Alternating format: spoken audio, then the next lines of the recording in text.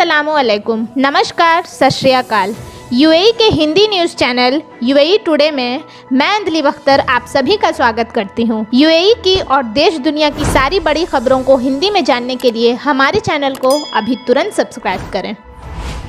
Road and transport authority RTA ने 12 मई मंगलवार को घोषणा करते हुए बताया कि दुबई ट्राम बुधवार 13 मई से शुरू होने वाली रेगुलर सर्विस को फिर से शुरू करेगा। अथॉरिटी ने कहा कि पैसेंजर्स, राइडर्स एंड ऑपरेटर्स को मास्क पहनना अनिवार्य होगा। ट्राम शनिवार से गुरुवार तक सुबह 7 बजे से रात के 11 बजे तक और शुक्रवार को सुबह 10 बजे से रात 11 बजे तक संचालित होगा।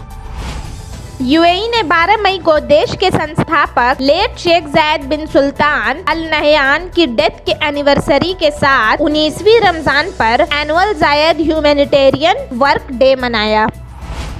यूएई ने सोमालिया को हजारों बाढ़ पीड़ितों की मदद करने और कोविड-19 रोगियों के लिए चिकित्सा आपूर्ति प्रदान करने के लिए महत्वपूर्ण सहायता भेजी है। मोगादिशु के लिए बाउंड एक फ्लाइट मंगलवार को अमीरात से रवाना हुई, जिसमें 35 टन से अधिक लाइफ सेविंग इक्विपमेंट्स थे।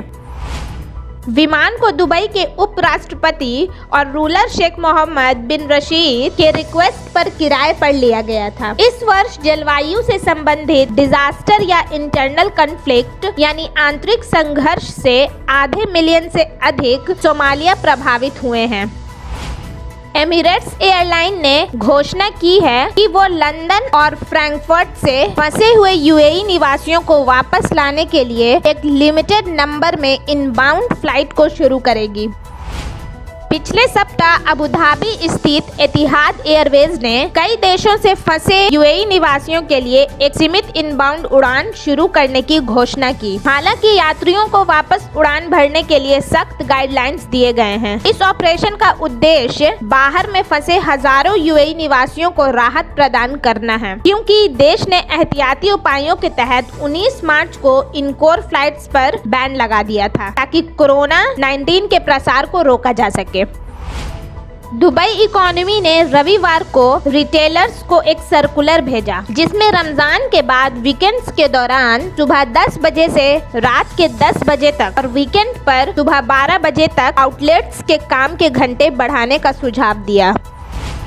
दुबई टूरिज्म के निर्देश पर मंगलवार को दुबई में प्राइवेट होटल्स एंड बीचेस को फिर से खोल दिया गया है। निर्देशों के अनुसार होटल्स और बीचेस फिर से खुल सकते हैं, लेकिन पूल, स्पा, सौना, जिम, फिटनेस और किड्स क्लब बंद ही रहेंगे। सभी आउटडोर टूरिज्म और स्पोर्ट्स एक्टिविटीज 5 लोगों या उससे कम तक सीमित होंगे, जिनके अंतर्गत जेट स्कीइंग और स्काई डाइव एक्टिविटीज के साथ बोट्स और बाइक किराए पर लेने की परमिशन दी गई है।